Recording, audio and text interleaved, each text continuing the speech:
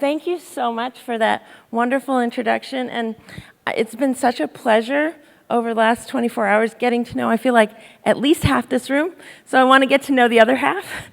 What we're about to do, I usually do in an hour, so we're meeting the moment, and we're also giving you like a New York-sized version of this. I'm from New York, so next slide. Okay. My story can't begin without my parents. You can see how beautiful they are. And they are really the reason, in so many ways, that they told me anything was possible, and I believed them.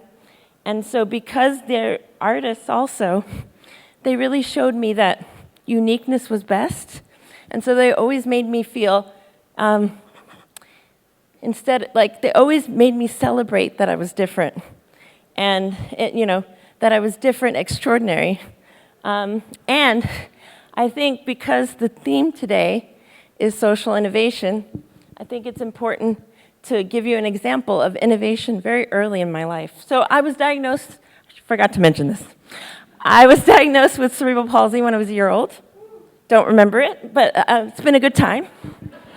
And part of the reason it was such a blast is one of the stories that I'm about to tell you, which is that when I was transitioning from walker to ski pole, my dad passed a ski shop on the way to work. And he took my walker in, and he said, "Hey, can you put skis on the bottom of this thing?" They were about to go on a ski trip, my parents, and they wanted to make sure that I was having as much fun as they were. And so they took turns pushing me up and down the slopes. And I didn't think this was revolutionary parenting. It's just how I grew up. So I think it's a really great example of meeting the moment. So I wanted to start there because I would not be who I am without these beautiful people who believed in me. They had the audacity to believe in me. And I think also being an only child, they created this bubble around me so that by the time I got out in the world, it didn't matter what anybody said about my disability identity. I knew what it was for me. Nobody can take away who you are when you know who you are. And that was the one area that I had, this unshakable confidence, almost bulletproof. I wish I could say that about as a girl becoming a woman being that confident, but that brings me to the next slide. But the world sometimes tries to take who we are away from us. And by the time I got to about 15, 10th grade, I saw 4 girls in a room. "Oh, Caroline, don't leave. Kissy, kissy, huggy, huggy." As soon as she's gone, "She's such a beep." And I thought, if this is how they think of their friends, what do they think of me? And I loved everybody. And the idea that I could not be loved back was so, so hurtful. But I'm so grateful that I had a time in high school where I felt like I didn't belong, because I'll be honest, my parents were always popular, so when that was going on, they were like, "Sorry, that happened to you, just ignore them." And I'm like, but there's only 63 people in this whole building, how. And so I'm so grateful that I had a rough patch, because it's the rough patch that allowed me to start Give Beauty Wings, which is about putting our beauty to action. I think when I was younger, I would look at the beauty in other people, and I would just get, "Oh my God, Sarah's so amazing. She's gotten 2 nonprofits and we're only 18. And I would let other people's accomplishments kind of shrink who I was. And what I've learned is that the beauty in you or me does not take away from the beauty in anyone else. It should inspire us, yes, to get to the next level. And I realized that was part of my gift, was seeing the beauty in other people. And that's why Give Beauty Wings started as a self-esteem program. Because I was in this bubble where I honestly thought it was this terrible stereotype that people with disabilities were suffering. I know that sounds wild, but it was really my reality. And And no, it took me a long time to realize that Judy Heumann and so many others who came before me fought so that for the ADA and other protections, so I could say my disability was the blessing of my life. I knew I cut the lines at Disney World, the airport. I knew with 2 shiny ski poles, people didn't forget me, including Al Roker yesterday. I interviewed him 2.5 years ago, and immediately he was like, great to see you again. There are perks, man. There are perks. And actually, I want to say that my friend Brian and I, who both have CP, we have always said that we wanted to start a podcast called Cerebral Perksy about all the perks. But then the cat would be out of the bag and the perks would probably go away because you'd all know about them. All right, next slide. I'm looking at the time and I'm wild. Okay, so I started the self-esteem program because I wanted to make sure that everybody that ever had any feeling of being different or other or have any issues around disability knows that we have an amazing life to live and we're exactly who we're supposed to be. And so I was happily doing that. And then all of a sudden, this guest lecture that I used to do at NYU, she actually said to me, Professor Anita Purr said to me, hey, we're doing this project with AT&T where we get to work with developers as they're creating assistive technology. Are you interested? And I said, she called it an exemplar. I was like, I have no idea what that is, but I love you, so I'm in. And this is a little clip and a quote from that experience where we gave away $100,000 and we were able to actually help developers as they were developing the technology. And that's the social part of the innovation that I wanted to talk about today, that collaborative innovation, rather than creating in a vacuum, is the most important thing we could do. The theme of this entire conference to me is love. And it's very rare when I think the highest innovation that we can do is where something makes us feel loved. Now, right below that is where technology or whatever we're creating creates access. So that was really what Connectability Challenge was about. And I'm so proud that opened my eyes to how much better we are together. And next slide. Okay, so this is something else I wanted to talk about, talking about that support. I guess I'll read the definition.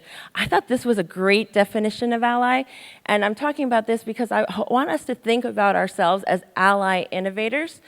A lot of times we think of ally as someone who has more privilege than us, giving that privilege or sharing what they have with someone else of lesser privilege.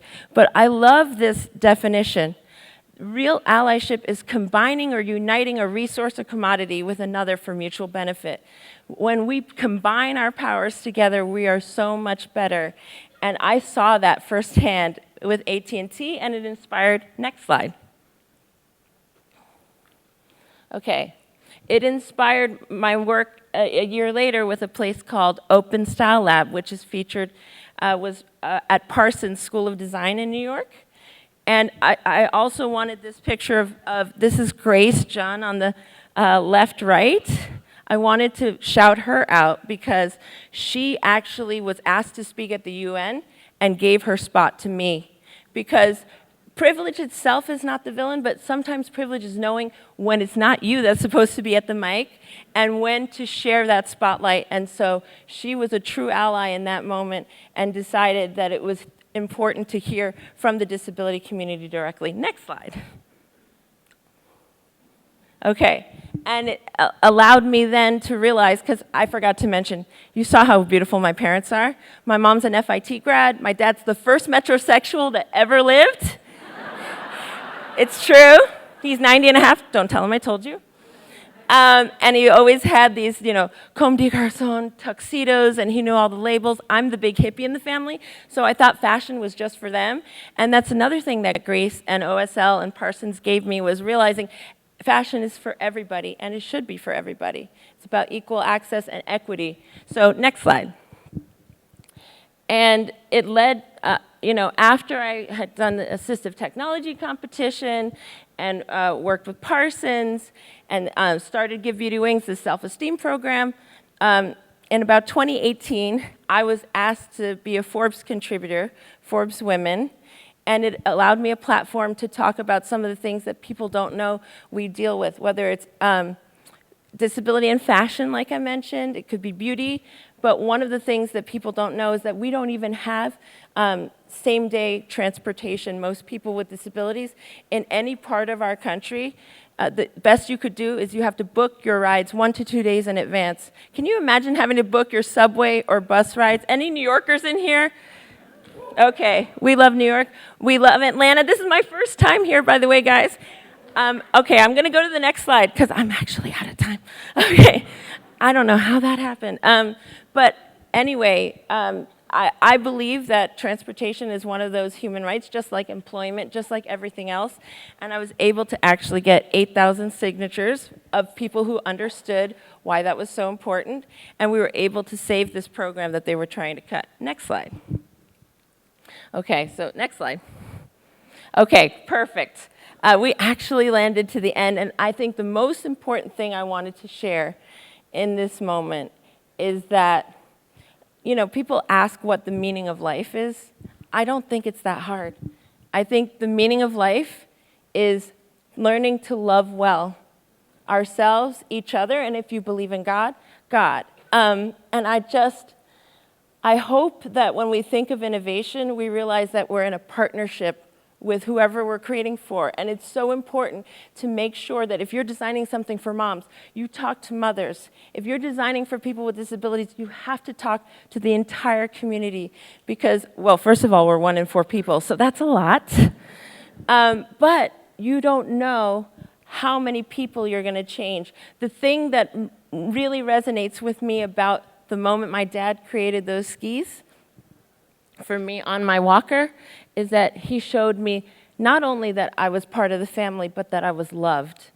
And when OSL created my dream coat, by the way, they created a higher coat tail for me because they noticed I can only put my coat on seated, and I would wriggle around. I didn't even notice that I did it, and they wanted to make sure that would never happen. They put purple wings inside because Give Beauty Wings is my nonprofit. It is the self-esteem program, and ultimately, they showed me love.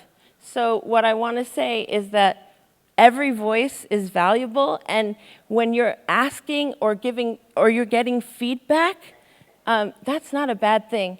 You know, when you get feedback about whatever you're creating, stay curious, not defensive, because that's actually empowering what you're creating to be even better, to be to the next level. So anyway, let's love well. Let's create well, and most of all, let's do it together. Thank you so much. Thank you.